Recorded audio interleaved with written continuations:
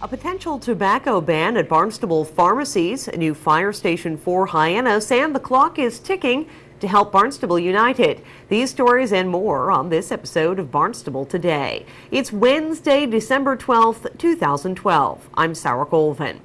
The Hyannis Fire District wants to build a new station. Last night, the district presented tentative plans to the Greater Hyannis Civic Association. Fire District Commissioner Richard Gallagher told the Civic Association the current 18,000 square foot building has many problems. It was built for a much smaller staff. The fire district owns several parcels of land surrounding the current station on High School Road Extension. Design is expected to be complete early next year, along with a cost estimate. Well, Barnstable United Elementary is working to receive a grant from Clorox. The school is currently number 4 in the running for a Clorox Power a Bright Future grant. The school would use the funds to improve its outdoor space and create an outdoor classroom and performance space similar to the high school's Cobb Astro Park. Head to powerAbrightfuture.clorox.com to cast your vote. Well, soon it may be against the law in Barnstable to sell tobacco at pharmacies. The Board of Health discussed the proposed tobacco ban at its meeting this Tuesday. Over the past 3 or 4 years, the city of Boston, and I think it's now 30 other communities in Massachusetts now. Do you know what the latest number is? I don't have an answer on that. I do have the article from Boston, if you want to read that into the record. Yeah. This article here. Yeah. Have enacted regulations prohibiting the sale of tobacco products in facilities that have pharmacies within their walls. And the state's considering the same prohibition, and let me read on to us into the record the reasoning behind it. This is an article in the National Association of Local Boards of Health magazine, and it's titled Massachusetts Boards Ban Pharmacy Tobacco Sales. In 2008, the Boston Public Health Commission banned the sale of tobacco in healthcare institutions. Pharmacies and drugstores were included in the definition of healthcare institutions. A pharmacist has traditionally been the first source of advice and assistance for many people's health concerns.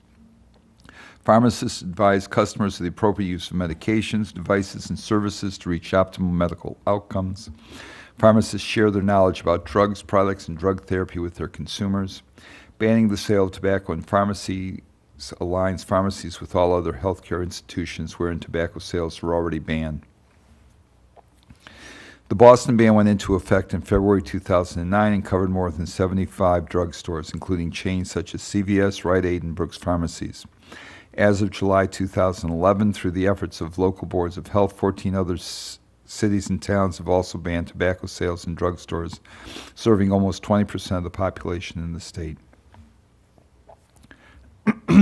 So far, 196 pharmacies are now tobacco-free in Massachusetts. The ban also affects stores like Target, Costco, and Walmart if a pharmacy exists within the store. Under Massachusetts general laws, state and local regulations, and community direction, boards of health are held responsible for disease prevention and control, and health and environmental protection, promoting a healthy community. To fulfill their duties, they develop, implement, and enforce health policies, oversee inspections to maintain minimum standards for sanitation in housing and food service, and ensure that the basic health needs of their community are being met. In addition to aligning pharmacies with other healthcare providers, an additional public health benefit is that there are fewer locations for minors to obtain tobacco products. Studies have shown that smokers in the early stages of quitting are triggered to smoke when they see the cigarette brands on sale in pharmacies. These bans reduce the number of triggers through advertising and displays for smokers attempting to quit, and highlight the conflict of one entity selling tobacco, a drug that causes disease, while selling medications that address many of these same diseases. Cigarettes should not be sold in front of a store where pharmaceuticals needed to treat tobacco-caused illnesses such as COPD and emphysema are sold in the back of a store. Zach Cataldo, chairperson of the Westford Board of Health, stated the board enacted the ban because we believe that these highly addictive cancer-causing products do not belong in healthcare establishments. It simply sends the wrong message, and it's important for the board to do all we can to help lower smoking rates in our community. Pharmacies are different from convenience stores that sell over-the-counter medicine because pharmacies, as healthcare providers, sell prescription drugs and give medical advice. To date, there has been excellent compliance with these local pharmacy bans, and many additional boards of health in cities and towns in Massachusetts are beginning to look at enacting these regulations. I think it's reasonable to consider such a ban. We have had a number of the enacted regulations examined by town attorney, and he has provided us, correct, with a proposed regulation. Yes. I'm sure there's going to be some serious controversy about this, but maybe not, considering the members of the audience. But in order to be fair, what I'd like to do is state that this proposed regulation will be available at the Board of Health, at the Health Division offices at 200 Main Street for anyone who's interested in looking at it.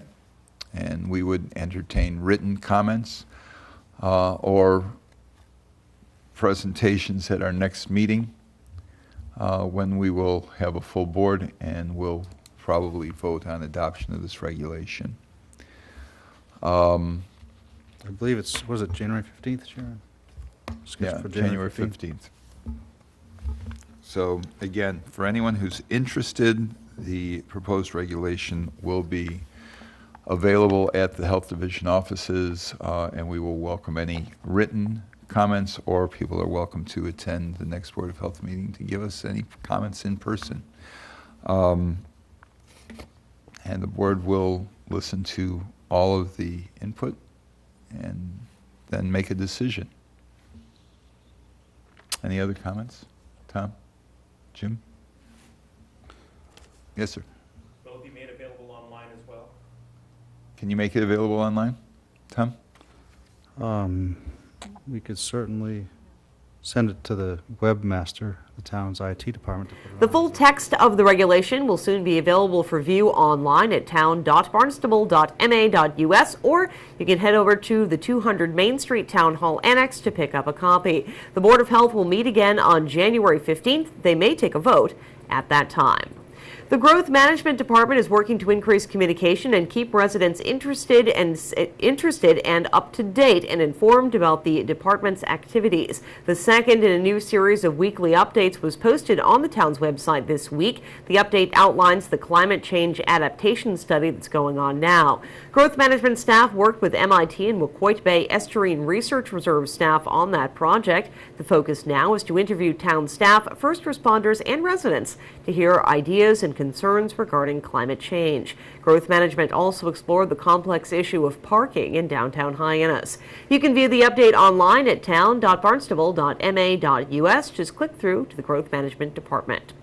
Well, electric vehicle charging stations are up and running in town. 2 grant-funded stations, one near the North Street Comfort Station and the other in the Town Hall parking lot adjacent to the Geyer Barn, are now fully functional and ready for use. Those with electric vehicles can utilize the stations to charge their cars for free.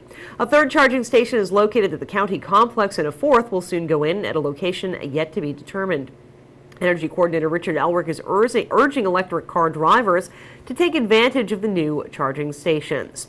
Well, weekend rail service between Cape Cod and Boston will be a reality this summer. The train is expected to begin service in May.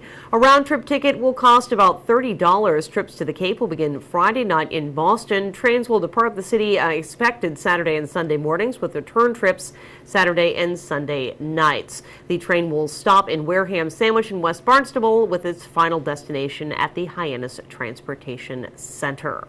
Well, 5 new topics of discussion are up on BarnstableIForum.com. I urge everyone to head over there and check it out, log in, and join the conversation today at BarnstableIForum.com. With Barnstable Today, I'm Sarah Colvin.